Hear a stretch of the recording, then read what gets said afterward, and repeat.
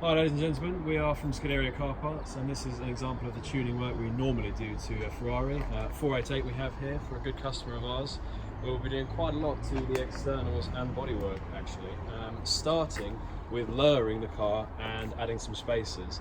The customer said that actually the wheels are sitting quite high in those arches, a lot of space between the wheel and the top of the bodywork.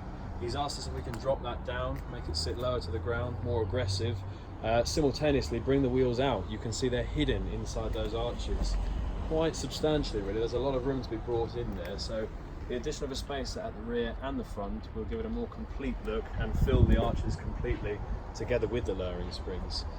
Moving around to the front of the car, you can see at the moment there's the black plastic spoiler. Bit of a disappointing effect for a car of such value. Most actually come spec with a carbon fibre spoiler from the factory, but it's an expensive option. We offer a much more reasonably priced alternative that will look fantastic once complete at the front, including the central element seen just beneath the Ferrari badge. Now as we head round to the side of the car again, obviously the springs and spacers will take effect here, but worth mentioning at this time we're adding a power kit simultaneously to substantially increase not only brake horsepower but also the torque delivered. Unbelievable statistics actually on the power kit, right up to 780 Newton meters. Quite unbelievable for a simple plug-in device.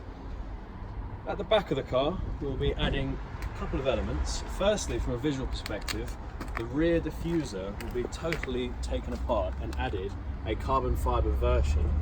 Exactly the same as the front spoiler, and indeed you can see the carbon fog light at the moment. It will all match with the same carbon weave that Ferrari themselves use.